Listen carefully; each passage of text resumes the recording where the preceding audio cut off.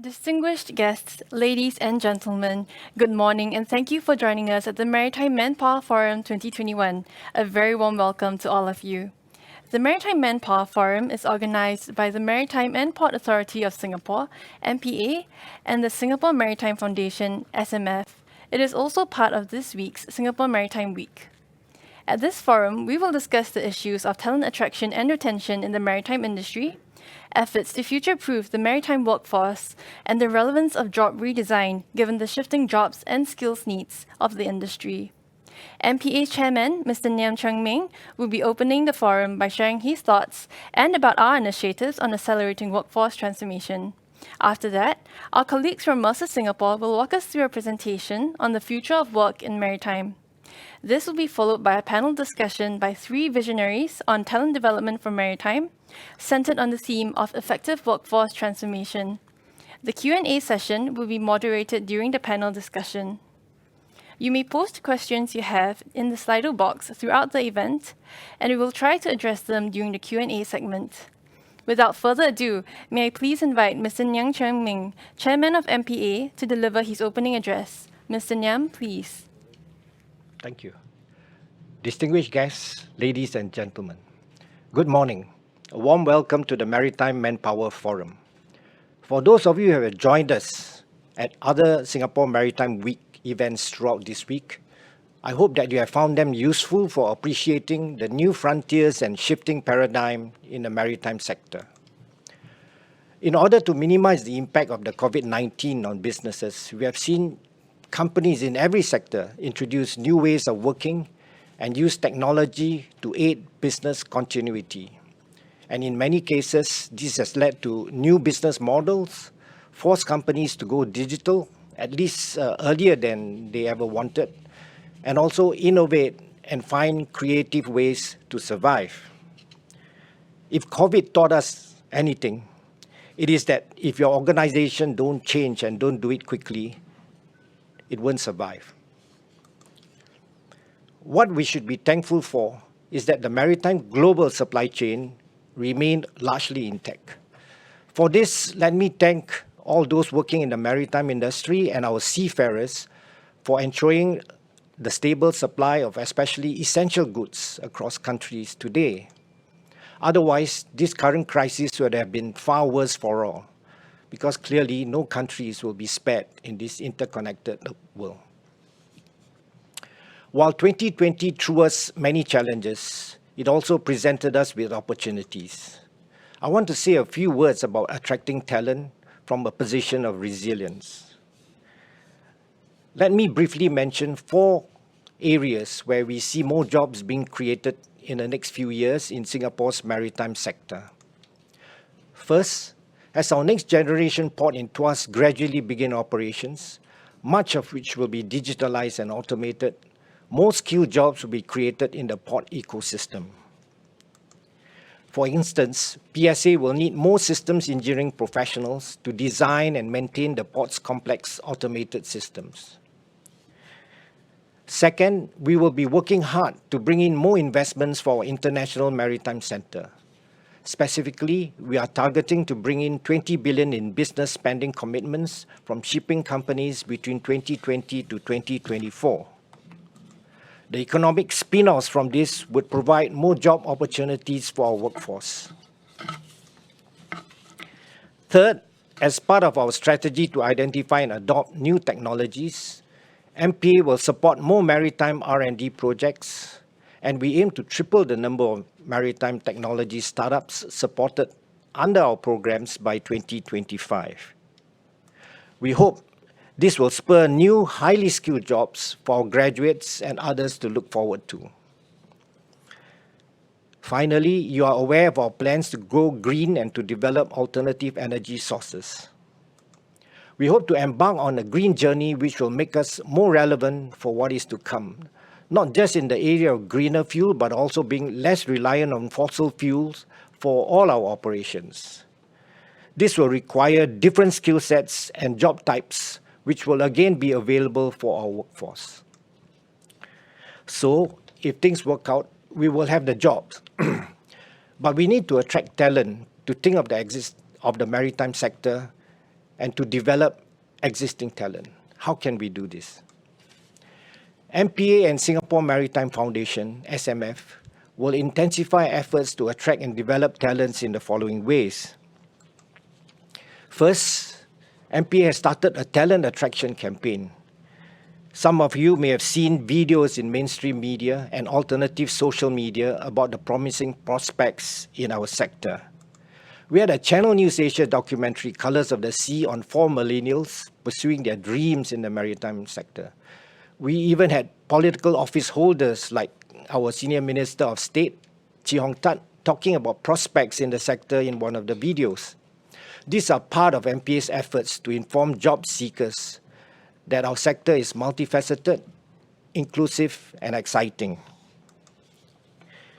More will need to be done, perhaps making use of our heroes like the recent International Maritime Award recipients, our ship captains, individual owners of our maritime startups, to explain what they do and make the sector attractive for our younger workers.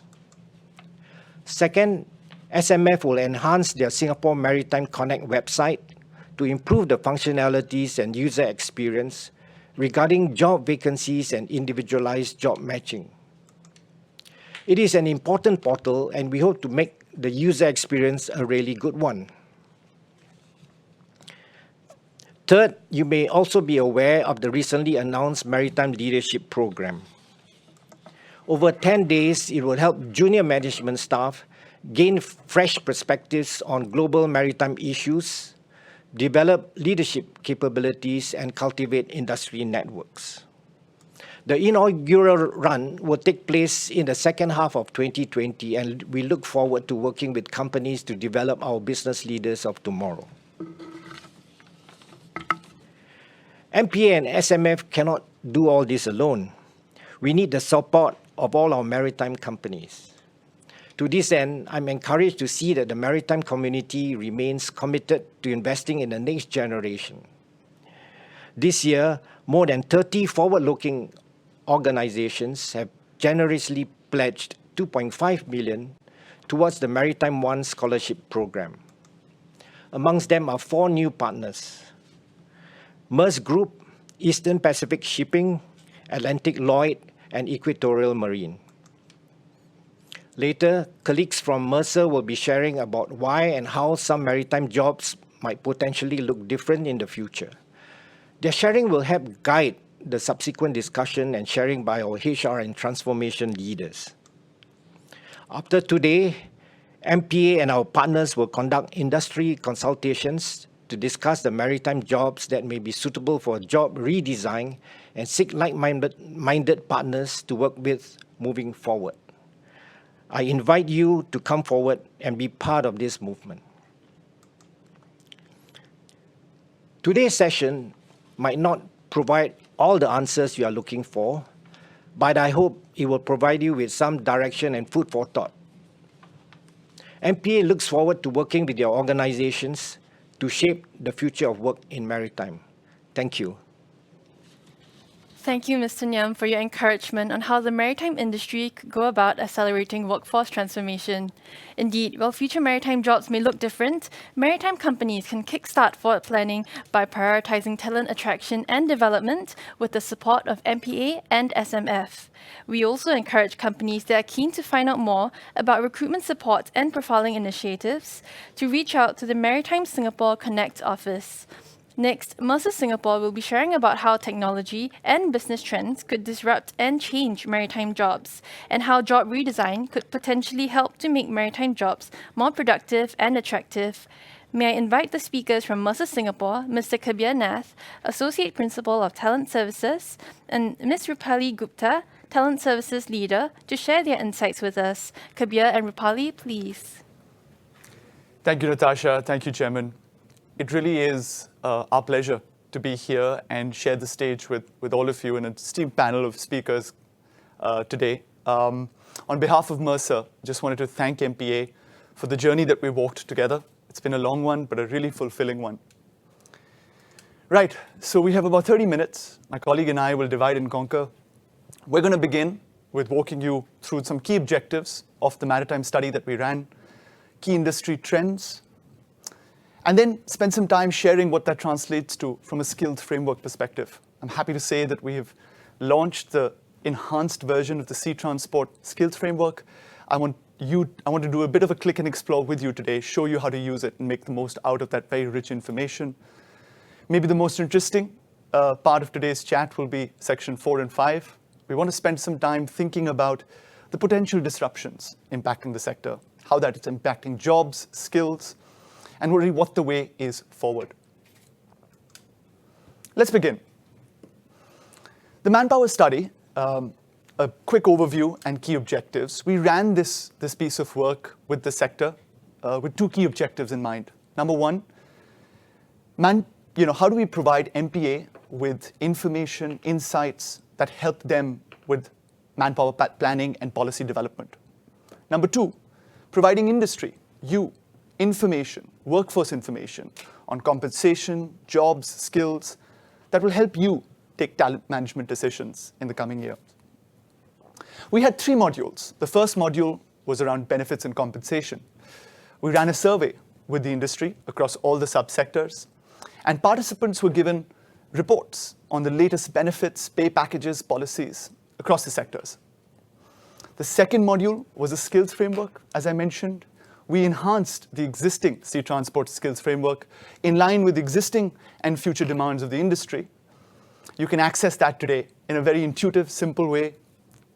And lastly, a workforce planning initiative, where we essentially ran a thought exercise and tried to understand what potential disruptions will impact the way we work, the skills needed to do our work, and how will that transform the value we bring to our organizations. Let me now talk you through some key industry trends. It's funny, we began this journey in a pre-COVID world, and now it's ending in a post-COVID world, and COVID has had so much to do with the way businesses today have changed, molded, rethought, repositioned. In the short term, of course, the sector is no different like anyone else. There are many operational challenges that we've all had to deal with border restrictions and resurgences of the virus. But the question really is, and I'm one of those believers that believes that at every crisis breeds opportunity. What is the future? What does the future look like? Is it a healthy future? And I'm happy to say that the data and the discussions that we have had with industry indicate just that. Prospects are healthy, and the long-term prospects and opportunities look extremely bright. The obvious disruptor or change which will really help us get to the next level will be technology and IT, sometimes used interchangeably, but very different things. I think we spoke to it, echoed the same sentiment that both technology and IT will play an extremely important role in the sector moving forward. As Chairman mentioned, the sector is no different. COVID has asked and brought upon a lot of organizations asking themselves how digital they are. We're seeing a lot of infusion and investments being made in freight and port technologies. We see a huge room of growth for information tech workforce. And we're seeing the infusion of so many startups across the value chain, whether that's performance management, capacity optimization, thinking beyond the vessel, even reinventing the business model. With all that push and importance that technology and IT will have in the future and navigating through this ambiguity that we're all in, of course, that has an impact on jobs and skills, right? And digital skills will continue to be in demand in the coming years. This is above and beyond, of course, traditional technical competence that are so valued in the sector. So, for example, seafaring skills will be extremely important. You see a few of them mentioned on the slide here. One of the interesting themes that emerged as we engaged the industry was people talking about commercially aware technical talent. As the sector transitions from a traditionally family-run, asset-heavy, asset play to a service-oriented sector, from a static to a dynamic future, what are some of those commercial skills and digital skills that will be important? analytics, cybersecurity, modeling, critical skills that will impact the way we all work, regardless of where you sit. What appears as an emerging theme, and Chairman spoke about leadership, is also the concept of core skills. And we often at Mercer call them the skills that build skills. These are the set of skills that when we ask industry, what really helps you navigate into this future? What will help you stay relevant? It's the set of skills that help you think critically, sense-making, decision-making. The set of skills that help you interact, right? Collaboration, communication, some sort of digital literacy, fluency. And then the set of skills and the cluster of skills that help you stay relevant. The ability to adapt, influence, learn in an agile way. These skills will be increasingly important in the coming years. The question we ask, and organizations are asking themselves, how much importance and how do we have the right systems and interventions in place to really mold and curate and develop people with the skills that build skills? So with that section on key industry trends and skills almost seamlessly brings us to the next section, which is the skills framework for sea transport. Now, for those of you who are not familiar with the skills framework, what is it? It really is a common reference point, a wonderful repository of information on jobs, career pathways, technical skills, soft skills. And it serves to be a common reference point for individuals, employers, training, as well as government. As I said, we refreshed this framework for sea transport. We enhanced it. We try to provide a bit of a future lens in the way jobs are changing and skills are changing. You see here on the slide the construct, which aligns with the skills future construct. At a macro level, we begin with a career map. So you could see the various sectors, subsectors within sea transport, zoom into any one stream, and then get a visual view of the jobs and career pathways in that stream. And you see here for shipping operations a sample illustration. It almost looks like an org chart. If you're inquisitive enough, then you'd like to find out what these jobs do and what skills these jobs need. You could click on any of the jobs, and as you see on the bottom right of the screen, you have instantly a view of what these jobs do, what critical responsibilities they need to perform, and most importantly, what set of technical skills and soft skills are required to do this job effectively.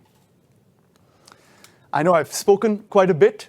Let's touch it, feel it, see it. As I said, one of the exciting outputs of our partnership with MPA has been taking this really rich information into a simple, intuitive digital output.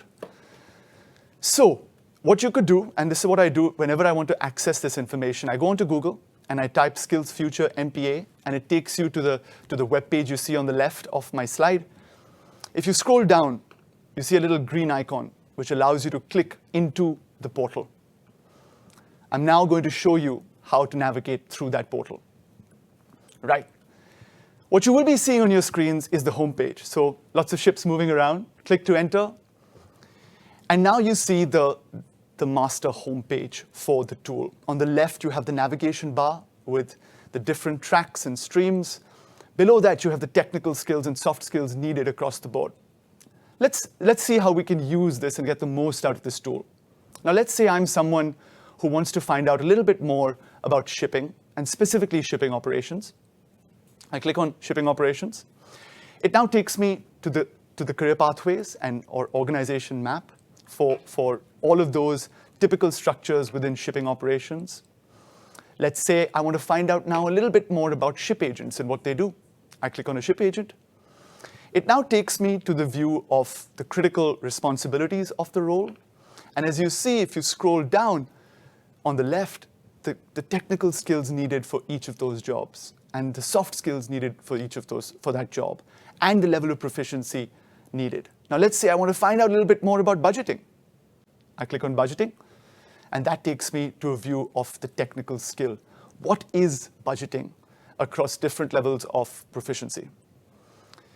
Now let's say you want to look at all the skills associated that we have developed for the sector. You go back to the home page, right? And you see You see at the bottom left, the technical skills and the generic skills. Let's click on the technical skills. Wonderful. Here is where you have all the technical skill categories. Let's say you want to find out a little bit more of this technical skills required in cargo ops. You click on cargo operations, and now you have a very clean map of all the technical skills required at different levels of proficiency. And similarly, you could click on any one of those skills and find out more. As you can see, believe it or not, I'm doing this without looking at the screen. So that's how intuitive and simple the tool is. And it really has been built to help you as organizations use this and contextualize it to deal with the various talent issues we're dealing with. With that, I'm going to go back to the presentation and move on.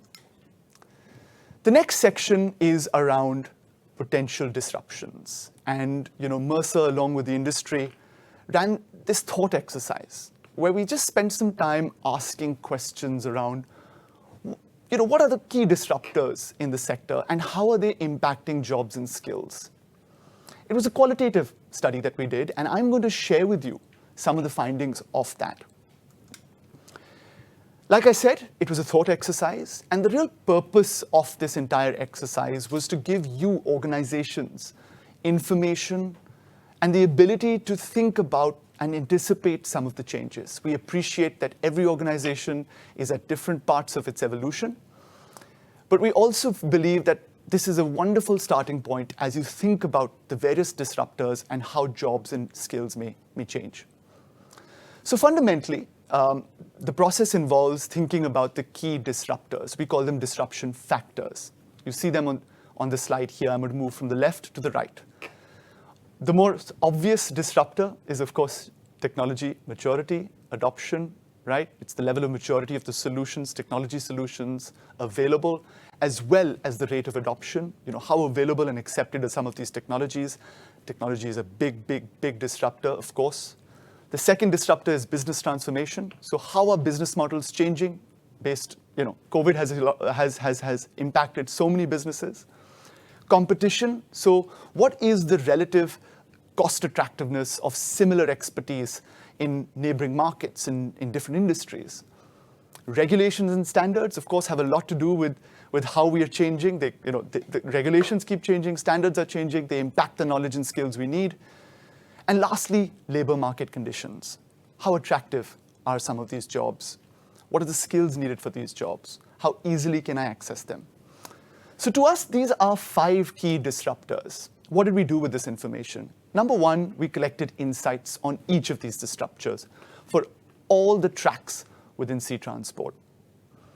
We then analyzed how these specific disruptors are impacting specific tracks.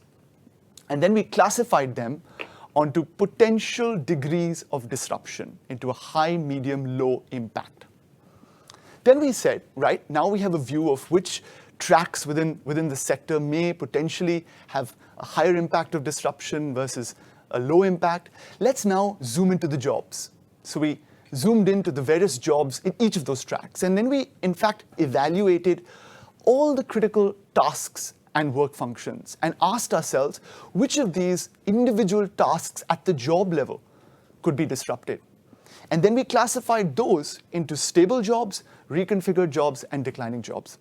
Stable jobs really are jobs that continue to be largely dominated by people, given the expertise it may require, the competence it require.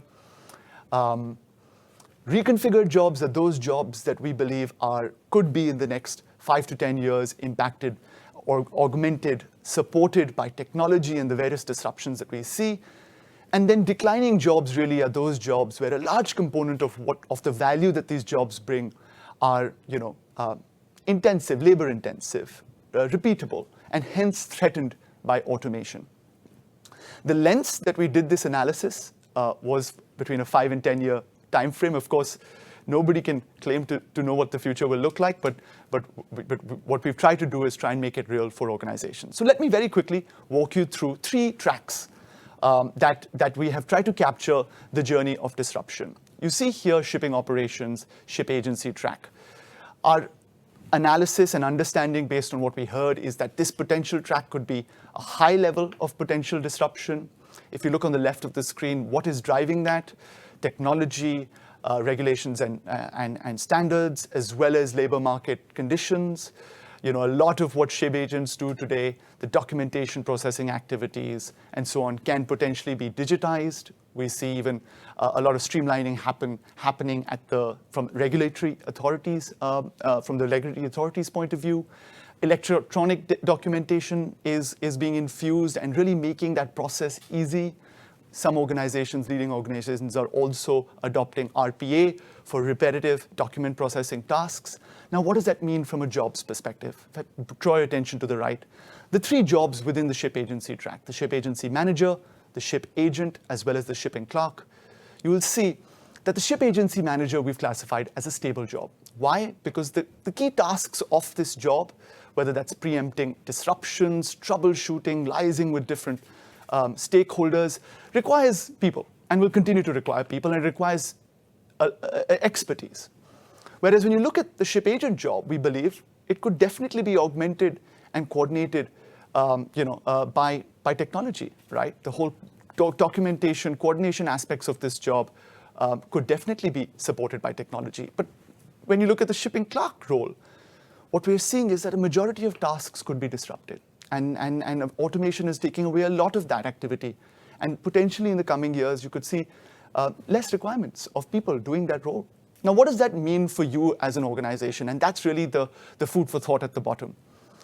How are you thinking about upskilling? How are you thinking about making these roles more attractive? How are you thinking about redesigning these jobs? I want to leave you with that to think about. Very quickly, walk you through another example, technical superintendents, such a critical job role in the sector, right? We believe that this could potentially be medium in terms of the impact of disruption, potentially. What's driving a lot of the disruption for technical superintendents track is really the technology majority and adoption, as well as the lack of local manpower. Let me zoom into the lack of local manpower.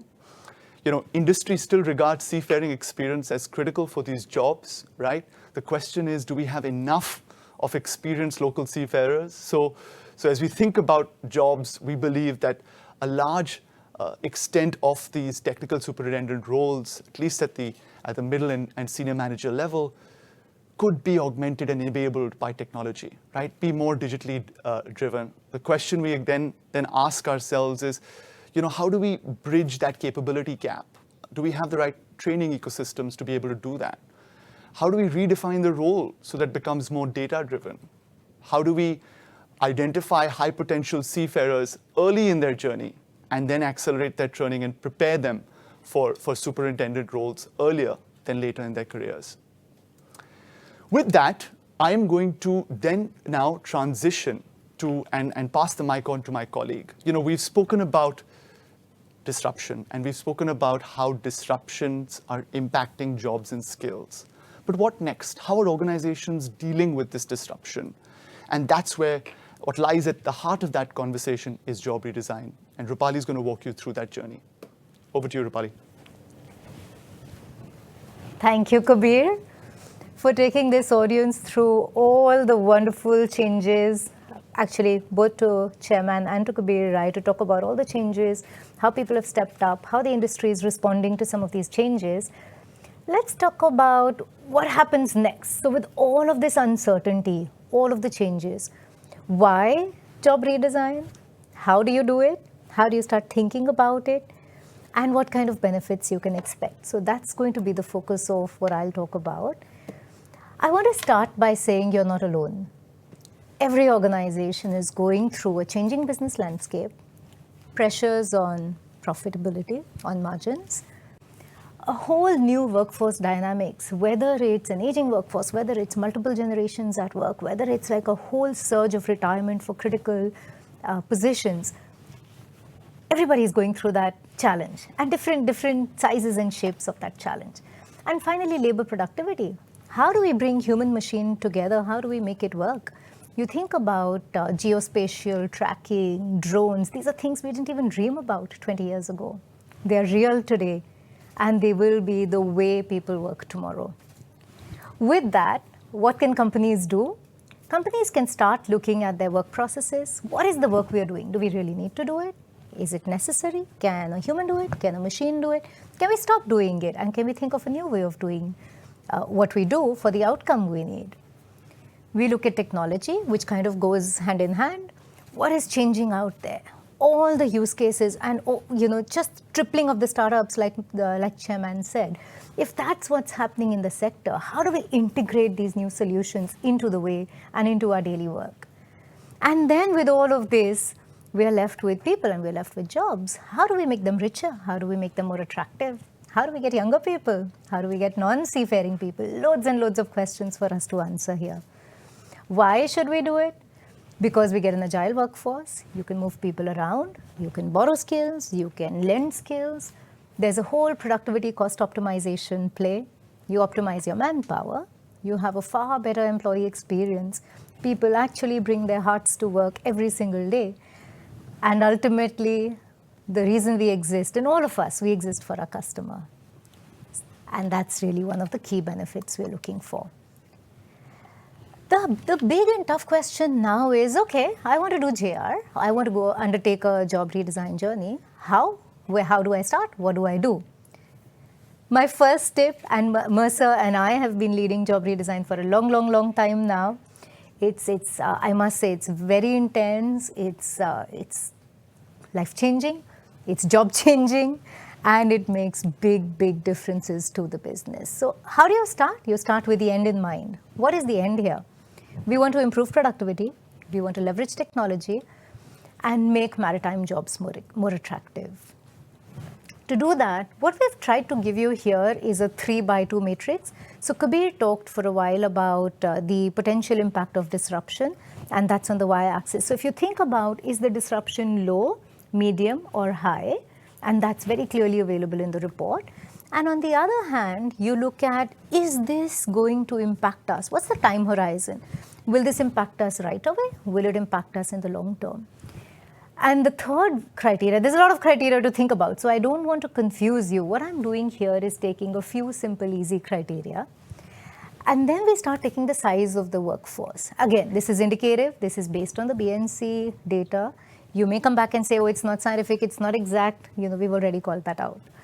The point here is to think about, when you start throwing all these variables together, it gives us a framework to look at which are the jobs that are most impacted, the largest in terms of the workforce, that impacts a lot of people, impacts a lot of organization, impacts then your margins, your profitability, your revenue. And then on the right, there's there's two more criteria. And think about, is there a need to make this job more attractive? Let's take a shipping analyst, for example, or let's take a vessel cost controller, for example.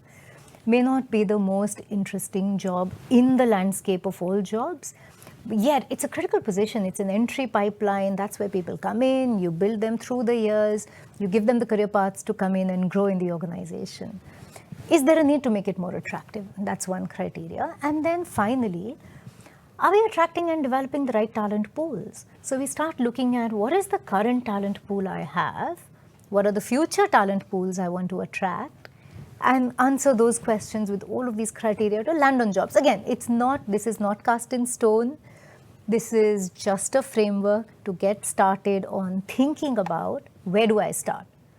Once you start, I promise, I don't mean to confuse you.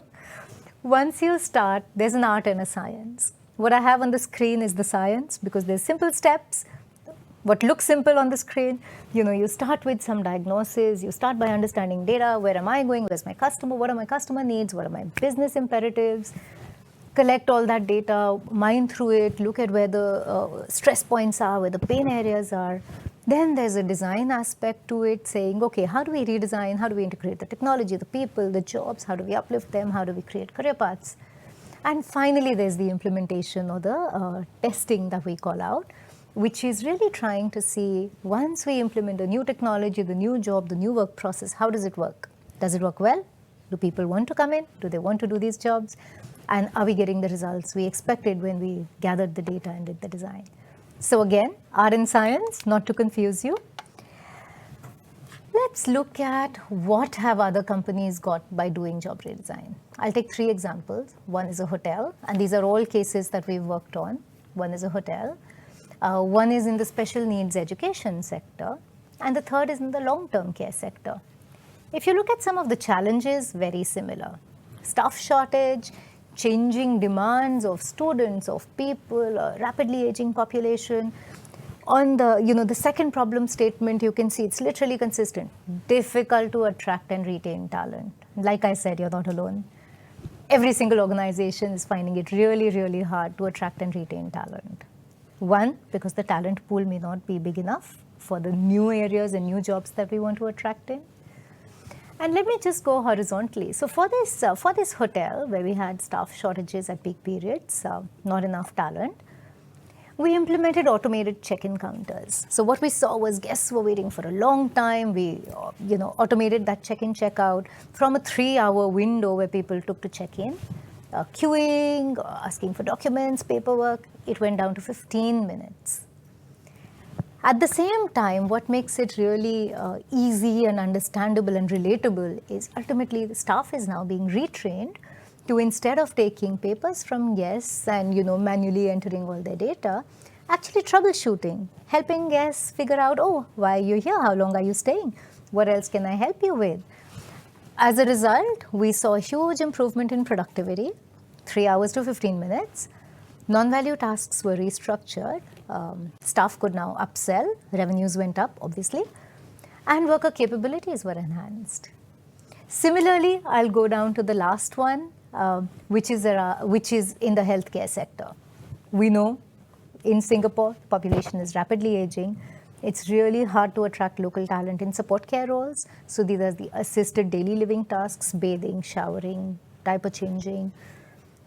What did we do here? We created a new role, took all the tasks that go in, looked at a role that has a mix of jobs and tasks that make it engaging, that make it interesting, because people in the healthcare sector come because they have a passion. They have a passion to help the elderly. How do we unplug it? By giving them more interactive tasks and mixing their job nicely so that they get to see a senior through the life cycle. Plus, these now become high-tech. Well, not completely high-tech, but introducing enough technology so the job is not completely manual and as stressful as it used to be. The results we expect to see, improved job attractiveness, increase in the job size, because the job which was purely assisted daily living now has aspects of therapy, has aspects of nursing, has aspects of managing technology, and improved wage outcomes. So different outcomes, different scenarios, similar challenges, and really good benefits of doing JR.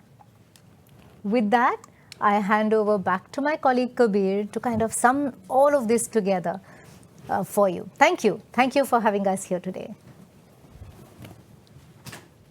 Thank you, Rupali. I was definitely excited to hear about how job redesign can really help you think about the future, the ambiguous future that we're all in. Right, so much has been shared, so much has been said. What next? Look, you can see that MPA and the various partners are doing a lot to be able to help you think about what the future could look like. I want to leave you with 3 messages. What next? Number 1, productivity is an issue. And how do we attract and retain the best talent will continue to be a challenge that we will have to address. Let's address it sooner than later. Number 2, there's disruption all around us. Jobs are changing, skills are changing. And we as individuals, the onus lies on us to think and preempt some of that change. Of course, there's a lot of really good information now at your disposal to help you on that journey. As one of the panelists said in my discussions with him a few days earlier, whatever will be automated. It's up to us to now think about what that means from a skills perspective, from a core skills perspective, leadership skills perspective, equally critical as we think about the road ahead. And lastly, redesigning jobs could help you improve the way you utilize your talent, the way you redeploy talent as your business changes, as it helps you increase productivity. And I can say with surety that early adopters will definitely have a competitive advantage. Now, don't believe me. hear it from the horse's mouth, which is what I want to now transition to next, a wonderful panel discussion, and hear them echo some of this really from their on-the-ground experiences. It's been a pleasure. Thank you for listening. Thank you, Kabir and Rupali, for the interesting sharing on how maritime jobs may look different in future, and on how job redesign could help companies and the workforce prepare for tomorrow. The presentation has left us with important unanswered questions. What are the challenges and possible remedies as we begin workforce transformation? This brings us to the next segment, an exciting panel discussion. There will be a 15-minute Q&A segment, and I would like to encourage all of you to type your questions in the Slido box. On our panel today are three veterans from the maritime and supply chain industry, helming different portfolios, coming together to share their perspectives on effective workforce transformation. Our moderator, Ms. Melissa Key, Chief Human Resources Officer of Quark Singapore, currently heads the group's corporate HR and corporate communications functions. Prior to joining Quark Singapore, Melissa worked in multiple industries. She has a deep passion for leading change and organizational transformation. Next, we have Mr. Nakul Malhotra, who is no stranger to many of us in the maritime industry. As Vice President of Open Innovation and Marine Products for Wilhelmsen Ships Service, he is a keen advocate for an open innovation philosophy and a strong proponent of collaboration between industry expertise and new age technology capabilities. Our third guest, Mr. Thomas Knudsen, is currently Managing Director of Toll Group and has over 25 years of experience in shipping, freight forwarding, and contract logistics. He has lived and worked across Asia, Australia, the United States, Europe, and the Middle East. He is also passionate about the ocean and is involved in youth education, advocacy, and conservation. Without further ado, may I please invite Ms. Melissa to kick off the panel discussion. Thank you, Natasha. We're very excited today to be part of the Singapore Maritime Week and also to kick off the inaugural Maritime Manpower Forum for the first year. And today, we are going to deep dive further on the topic of effective workforce transformation. And I'm very excited to have our fellow panelists here, I believe, who are very excited to share their experience. But let me first touch on a little bit before I kick off the first question. With so much said this week already, one thing for sure is that we will definitely adopt more technology in the way we do business. And also with a growing momentum for a sustainable future, I firmly believe that the maritime industry is poised for a deep transformation. Now, this may seem like a monumental task with many unknowns, right? But I also believe that disruptions also present plenty of opportunities to pivot and innovate, to stay ahead. And before I kick off the first question, another thing to note also in my observation is what separates the highest performing organizations from the rest is their ability to thrive in an ever-changing environment by investing in their workforce to stay agile, innovative, and relevant. So let me first kick off the first question. Let's bring the future forward. Enough said about the future of shipping.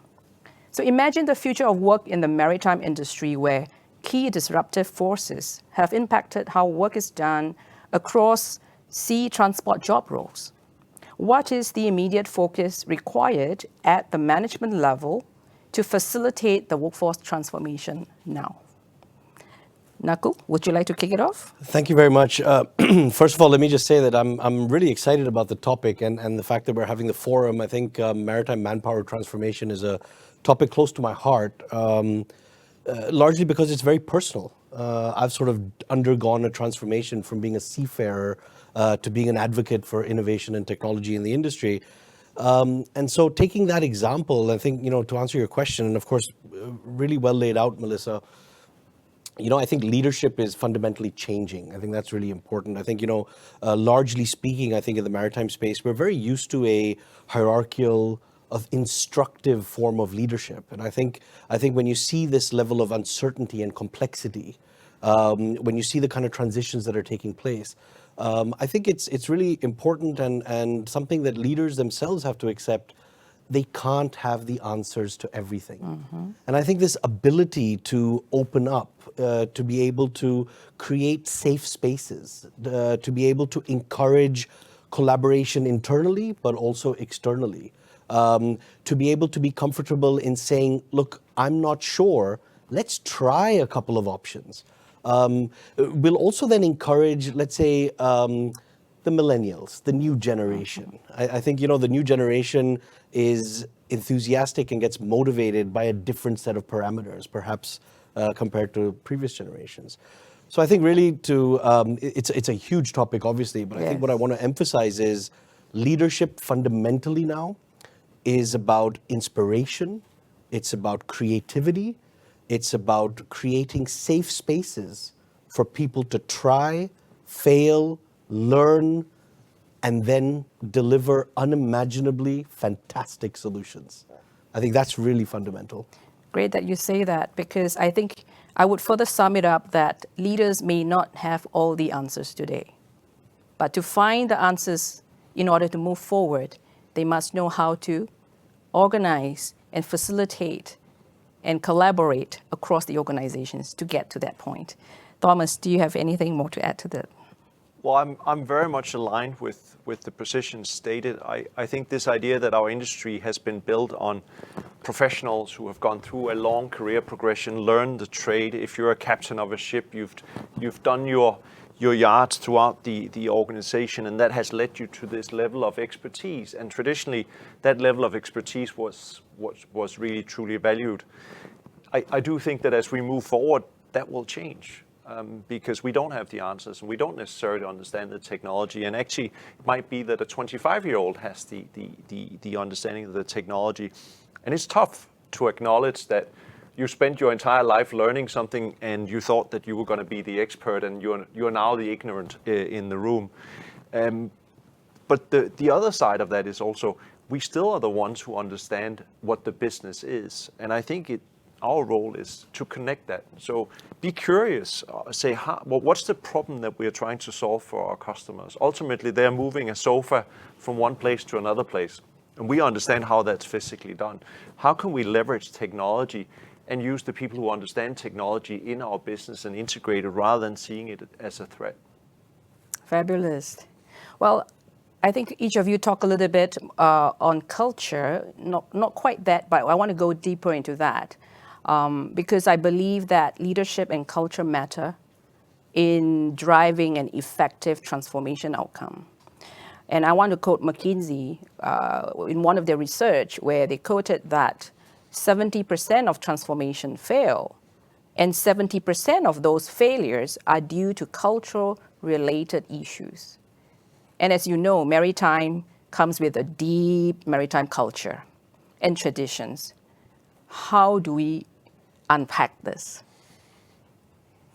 That's really interesting. So I think at least in Williamson, the culture has been a big part of what we do. Our vision for the company is shaping the maritime industry, and full well knowing we can't do it individually, and full well knowing that that's predicated on embracing new skill sets, new people, new talent, also across industries. Now, fundamentally, when you start to do that, you're creating a little bit of a scenario where you're bringing in, if I can use the word, foreign or alien talent or positions into an organization, and the organization has to be able to embrace that. And I think fundamentally, therefore, the cultural element of leadership, I absolutely subscribe to it. I think if we pick up a little bit from the last comment, so if leadership is really about orchestration, then the culture has to be about embracing the consequences of that orchestration. Right from social skills and being able to connect with people you haven't connected to before, but also being open to a learning mindset, a growth mindset, recognizing what you don't know, connecting it with what you do know. I think a statement that I really like to make, and I've recently finished 20 years in the Williamson Group, so I say, I've I still enjoy, after 25 years in this industry, I still enjoy sharing what I know and learning what I don't. I think in summary, at least my view is that fundamentally is the cultural element we want to try to bring wider in the industry. Share what you know, learn what you don't. Okay. Thomas, I'm sure you came from a different industry. Share with us, what one thing we could learn that we can adopt, right, in maritime from your experience. Yeah, I think I used to work in the maritime industry for a long, long time, and it's a proud industry that has been there for a long, long time, dating thousands and thousands of years back. And I think most people in maritime or shipping think of themselves as shipping people. And I actually think that's a little bit of a problem because when I buy a sofa, I don't really care what color of a ship it arrived on, what type of ship it arrived. What I do care about is my sofa in my living room on Tuesday. And I think we should think more of ourselves as logisticians or problem solvers of customers' problems. Traditionally, the biggest challenge of moving something from Asia to Europe was actually the logistical, physical shipping, right? Yeah. Shipping was difficult, dangerous, complex, and so on. And I'm not trying to say that it's not hard anymore, but it has changed. And really, where our customers are looking, are saying, well, why can't I have the same visibility as when I'm buying a meal on Deliveroo? On Deliveroo, I know who's picking it up, what time did they pick it up, where is it, and when is it going to be on my table. I'm buying a sofa here, and now it's stuck on a ship in Suez. When will that sofa be in my living room? Yeah. Who do I call? So I think we need to change away from thinking of ourselves as we move ships to rather we are trying to solve a customer issue, because I think if we don't change our mindset, somebody will change it for us, and that's very unpleasant. Wow. I love the analogy. If you don't mind, Melissa, I want to pick up a little bit on that, because it's something I kind of think about is on the weekends we get to use the Amazons and the Grabs and the Lazadas and all of this kind of stuff, and then we need to come to work on Monday at 9 o'clock. And we need to forget about all the ability of transparency and visibility and convenience. And now we think about it with some of the newer talent we want to attract. Now, they've grown up in a world where their whole life can be operated on their smartphone. To expect them to come to work on Monday morning at 9 o'clock and say, no, it doesn't work like that, that's a challenge. That's interesting you said that. I think it requires a paradigm shift and also integration of how we live in our lives at home and at work. Exactly. And you pick it up, I think that's perfect point that both of you have picked up, because more often than not, when we try to drive any digital initiatives, sometimes it takes a lot more effort to do that at work than at home.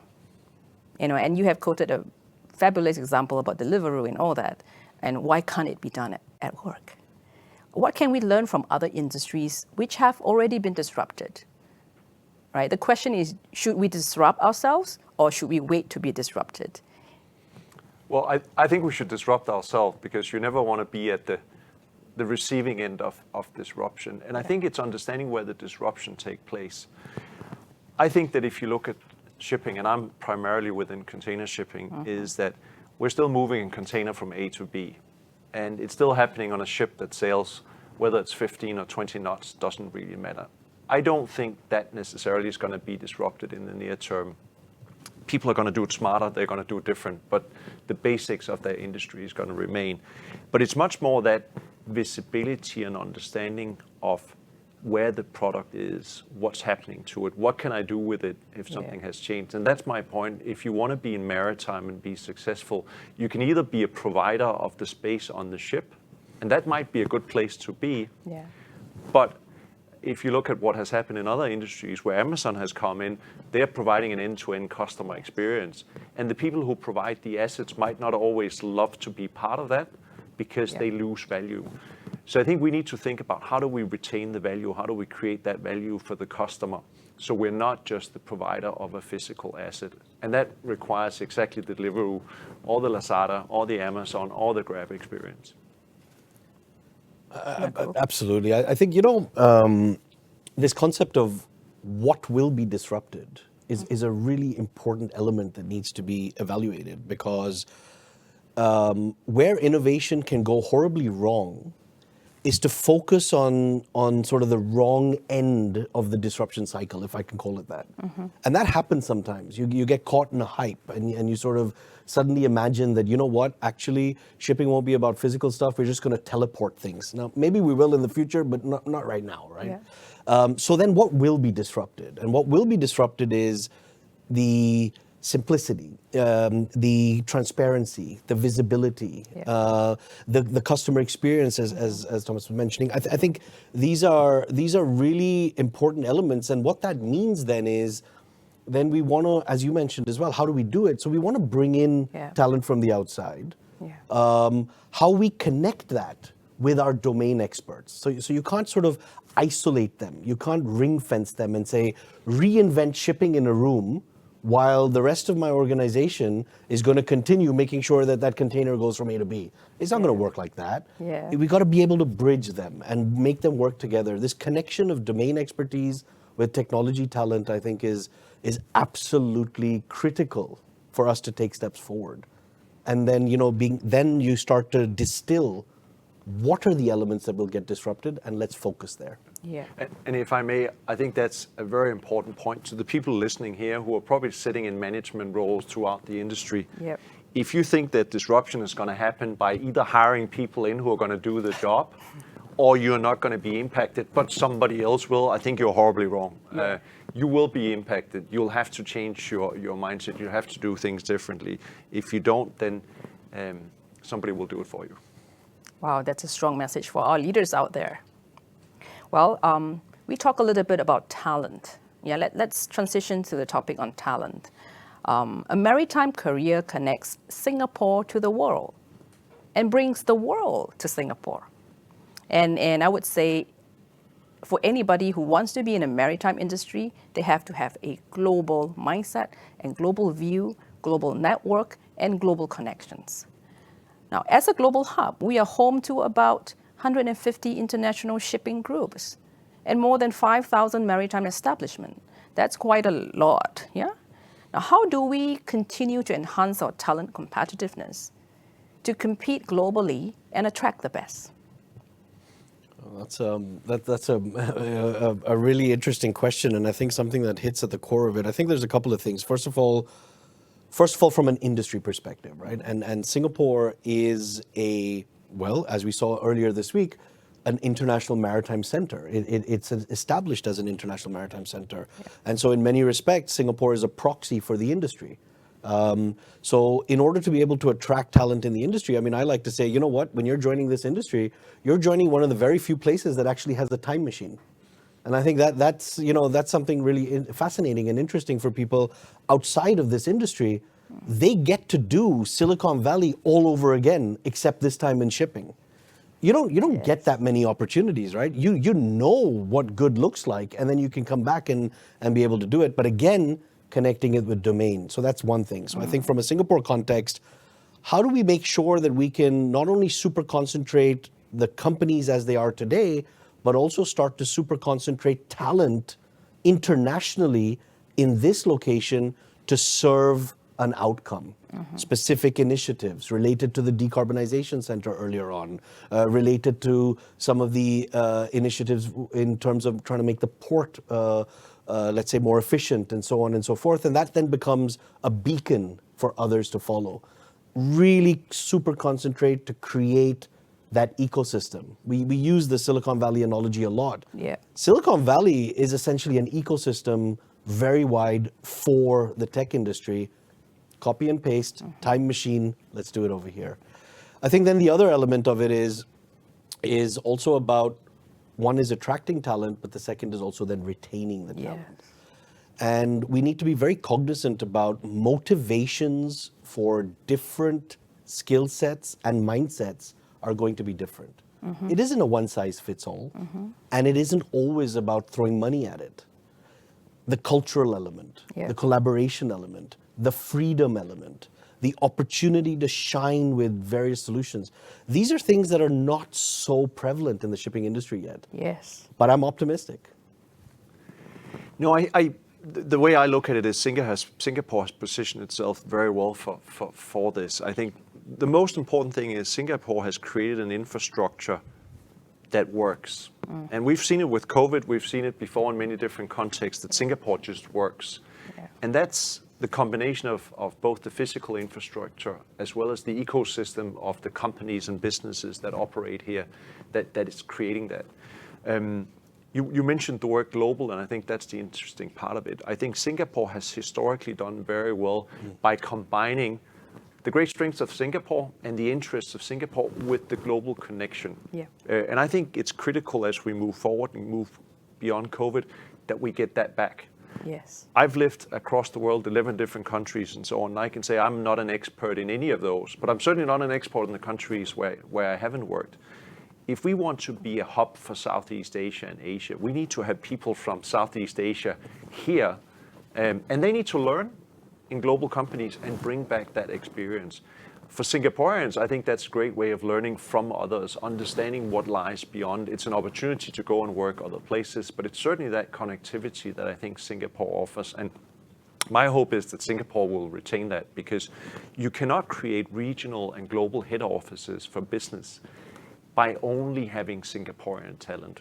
You will grow and develop the Singaporean talent by engaging with people and technology that comes from outside, which is exactly why Silicon Valley is incredibly successful, right? It has created an unbelievable ecosystem of the best people in the world who come in and help and develop, and at the same time creates growth in the local economy and builds capabilities. So I think if Singapore thinks of itself as the maritime Silicon Valley, that's not a bad place to be.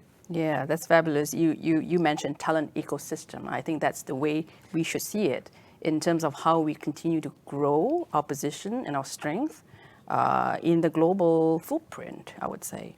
Now, on the same topic, how you talk about new ideas, new skill sets that our shipping talent may lack today, but is needed to move forward for the future of shipping. So what are some of the advice you can give to young talents who are considering a career in maritime, and also experienced professionals who are looking to move into a maritime career?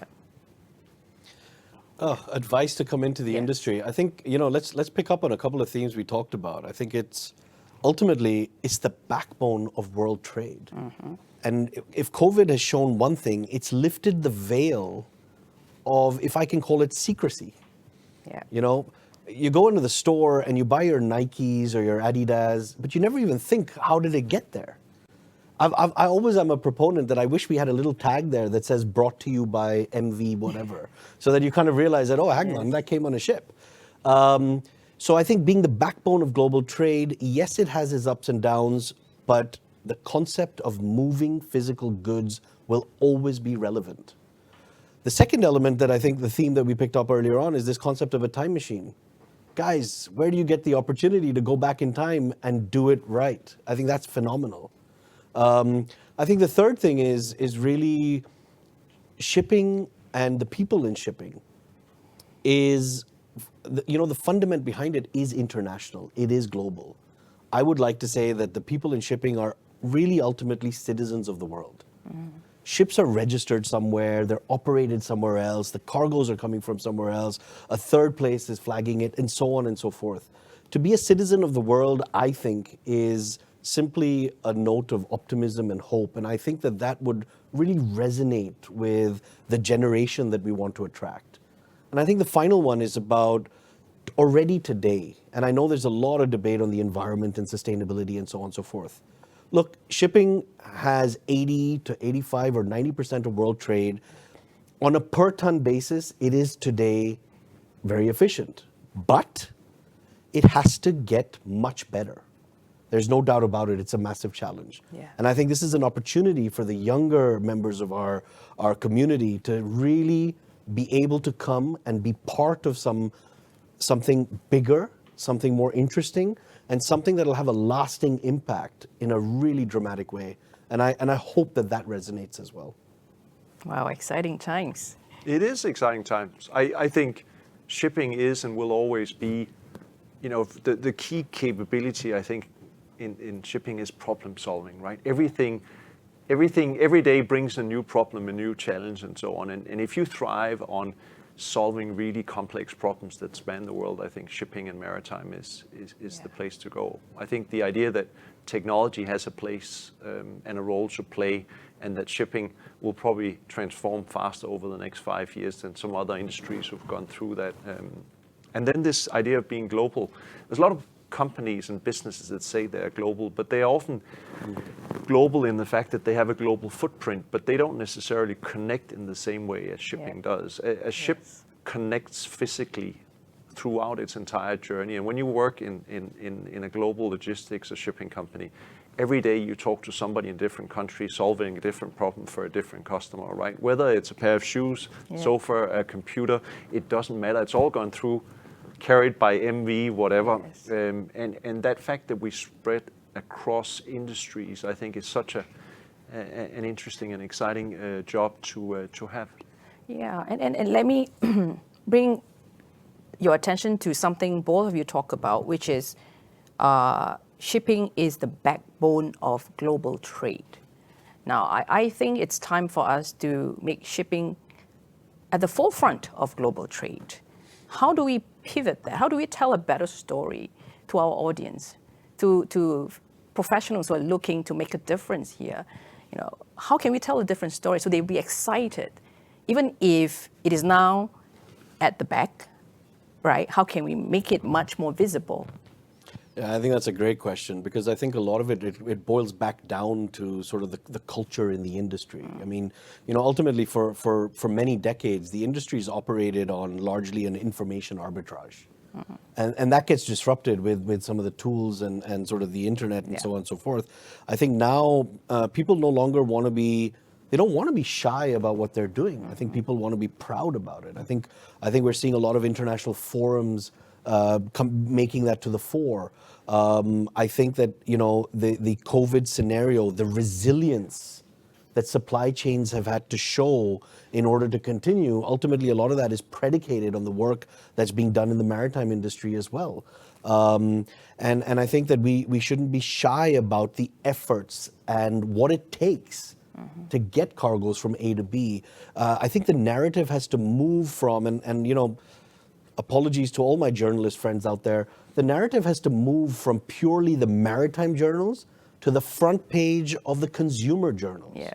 I think, you know, the seafarer situation at the moment, the supply chain resilience issue at the moment, the reason it's got so much traction is because photographs of empty supermarket shelves and photographs of ships with seafarers in a lot of challenges have hit that news, but it hit mainstream news. Yeah. We've got to be proud enough, smart enough, and fast enough to make sure that a lot of the efforts that we're doing hits mainstream news.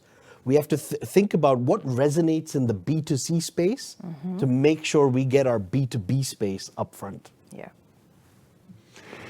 Yeah, I think the sad thing is that the biggest news in the last 12 months in shipping was the one time where it went wrong. Yes. But perhaps that also highlighted the importance of it. And I don't think we should be focusing on trying to get attention in media by letting things go wrong. But to me, it's amazing that we just take it for granted that we go into a shop or we order something online. And I would broaden that beyond just maritime. It's also ships, it's planes, it's trains, and it's trucks, right? Every single day, as we're sleeping and getting on with our normal lives, there are people out there on the roads, on airplanes, in ships, making all of this work.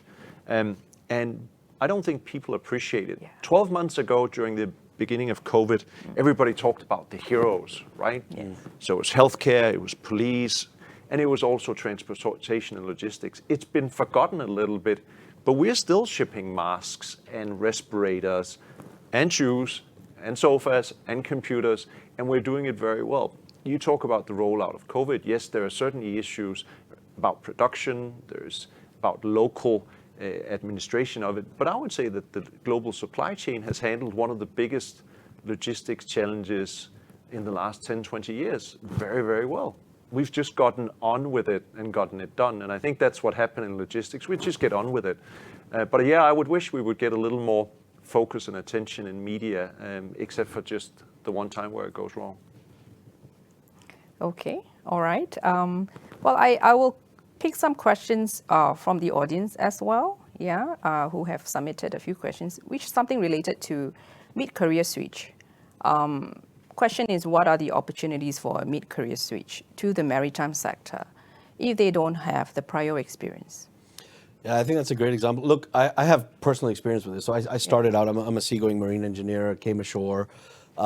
I think the reality is that there are many opportunities out there. I think that we need to accept this concept of share what you know, but learn what you don't. A mid-career switch means that you need to go into a part of the organization or another organization in order to learn what you don't. What I think sometimes is the challenge is that people feel that if I'm doing a mid-career switch, I need to get remunerated for all the stuff I've done and remunerated for the switch and then remunerated for the new stuff that I'm going to do. I think a little bit of humility around that would go a long way. I think that we shouldn't feel shy of internships, even in the mid-30s, even in the early 40s. I think there's a tremendous value to learn different areas within that. I'm going to say that people in their current roles also, not to be shy to buddy up. It doesn't have to be a top-down initiative. It doesn't have to be an HR-sanctioned initiative, if I can say that. Buddy up with a kind of role, but most importantly, visualize what you think you want to do, and then you plot your steps forward. Nobody's going to babysit anybody, and nobody's going to spoon-feed anybody. I think it's really incumbent on every individual. And I'm always happy to share my own experience or even discuss further with whoever's interested. I'm going to move on to the next question. This is related to the earlier topic shared by our Mercer team with regards to job redesign. Well, with the changing business landscape, and the workforce demographics, companies are rethinking the why, the how, and the who does the work. And clearly, job redesign is a vital strategy to achieve that. Can you share how your organization has benefited from job redesign initiatives? Thomas? Yeah, so I could probably give some very specific examples here from Singapore, where one of the companies that we have, ST Logistics, is deeply involved in logistics and operation of warehouses, which has gone through a tremendous change over the past 10 years, where you move from a very operational situation to automation now with robotics in all the warehouses. And we've spent and invested a lot in trying to take the people who previously did some of the manual work and take them into the roles where they are now suddenly using robots and so on. And I think it starts with curiosity. First, it ain't that hard. There's clearly some lessons that has to be learned, but if you've done a piece of work before, you actually understand what it is that the technology is trying to achieve. So I don't think that the leap is as big as it sounds, but I think it starts with curiosity. I've met people who've been doing a job for a long time and says, that's who I am, that's what I do.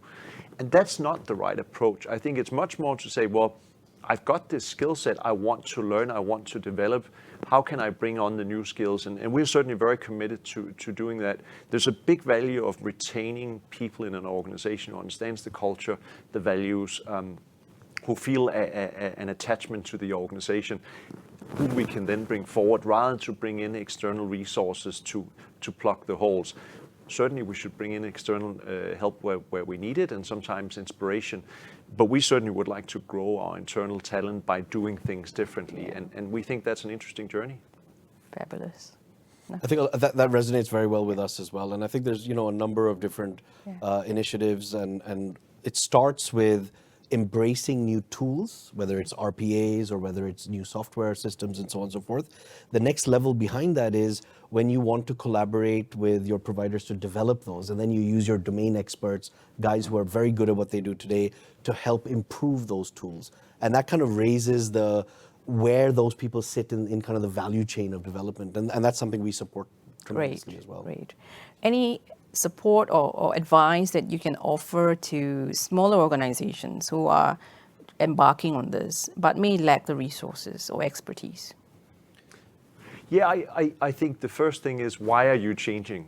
Because often people are not clear on why do they need to change. And I think the second thing is probably, change before you have to. It's very painful when you're a company in crisis because you've lost technology or leadership in your industry, regardless of what size, to change when things are bad. Although it's the easiest explanation to your people because they can see it. But I think exploring the why first, why do we need to change? It's not about a problem today, it's about a problem or a challenge that we're seeing in the future. And then what is it that we actually need to do different? And in a small company, you might not have the resources or the time, but I think if you don't invest that time up front, you'll really be disappointed later. I think if I could, I'd like to add maybe one or two things as well to that. One is the MPA released the digitalisation playbook, maritime digitalisation playbook. And really there's a number of ambassadors over there. And the intent is to kind of have a showcase of how to approach some of these initiatives. Yeah. But what's more important is it's an opportunity to connect with some of the larger companies that are going over those initiatives. And I think the second thing is, I really hope for SMEs, don't be shy. Reach out, either to your larger customers, reach out to the people that you've seen or that you feel are engaging with some of these. I think that many people will be surprised at how open people who are engaging these transformations are to sharing their experience, because nobody actually knows the right answer. Fantastic. Well, we'll come to the final segment of this panel, and I have one question for both of you. So here goes. Like the Norwegians' love for the sea, how do we cultivate the young's love for the sea? That's a great one. Final part. In an opening speech I heard earlier, and I want to sort of quote that and paraphrase it. The seas really, rather than considering them as bodies that separate us, to consider them as bodies that connect us, and the kind of opportunities, both leisure as well as business and work, open up so many different focus areas. And I think that if people, especially as an island nation as Singapore, the seas are all around us. It starts with what you do on the weekends, and hopefully it motivates you to what you do on the weekday. Yeah, I think I'm not Norwegian, but I was born fairly close in Denmark. And I think the ocean is ever present as it is in Singapore. And especially historically, the ocean was where you both got your food, but also many other things. But it was also a place of respect. So when people talk about love, I think it's love and respect. If you think about decarbonization and climate change, I don't think everybody appreciates the role the sea plays. There's 50 times more carbon embedded in the oceans than there is in the atmosphere. A single whale contains more carbon than 1,000 trees. So if nothing else, the solution to climate change is to be found in the ocean. So if you're a Singaporean and you're living within 10 kilometers, I would say, look to the sea for the solution to our future challenges. Fabulous. So we certainly have very interesting opportunities ahead, for anyone who's considering a career in maritime. And for those who are in the maritime industry right now, I would say plenty more opportunities to make a difference. Well, thank you so much for your time and for sharing your thoughts and your experience with us. I don't think there's any other questions out there that we are tackling because we have already talked about it. And now we'll come to the end of this, and thank you. Thank you very much. Yeah. Thank you, Melissa, Nicole, and Thomas, for such an enlightening and thought-provoking discussion. I hope our maritime companies are all pumped and ready to ramp up your very own workforce transformation. On this note, please allow me to share quickly on two initiatives from MPA. First, we want to hear more from maritime companies about job redesign. We will be organizing subsector-specific focus group discussions in May, and we hope you will join us to share about the jobs that your organization thinks might be suitable for exploring job redesign. It is recommended that participants for the discussions are at the head of function levels or higher. We look forward to having this conversation with you. Second, some of you may be familiar with the Circle of HR Innovators Network, CHRO. It is a platform where HR leaders and practitioners discuss key issues such as talent attraction and competency development and share best practices and updates. We would like to encourage companies to join the network and tap into the community's collective wisdom to help companies better execute their transformation journey. If any of your organizations are interested in participating in these initiatives, please scan this QR code to fill out the form.